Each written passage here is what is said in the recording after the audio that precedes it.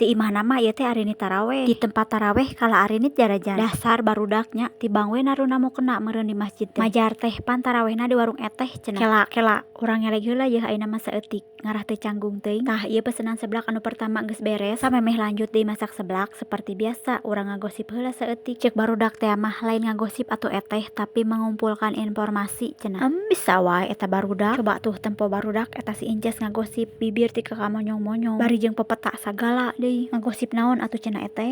Pokona mah ngagosipkeun sesuatu we lah. Geus barudak ulah ngagosip wae. Moal beres-beres atuh jajan seblak teh. Ayo ayeuna rek nusaha heula masak seblakna. Dieu anu si Inces heula we heulaakeun. Soalna gawat ya si Inces mah ngajak ngagosip wae. Da sabenerna mah si Inces mah lain hayang jajan-jajan teuing. Hayang kitu we, hayang ngoprek. Buru diekeun teh Inces batur ngarantri oge kalah dioprek we hayu. Coba barudak maraneh anu jualan seblak jiga abi. Sok aya tara kadatangan pelanggan jiga si Inces. Timimiti meulahan sayur, meulahan pertopingan, terus masak, terus ngebumbuan hayang sagala kusorangan. Tuh saperti biasa da eta leungeunna teh teu daek cicing. Tuh nyapan lain leungeunna hungkul anu teu daek cicing teh bibirna ge milu teu daek cicing.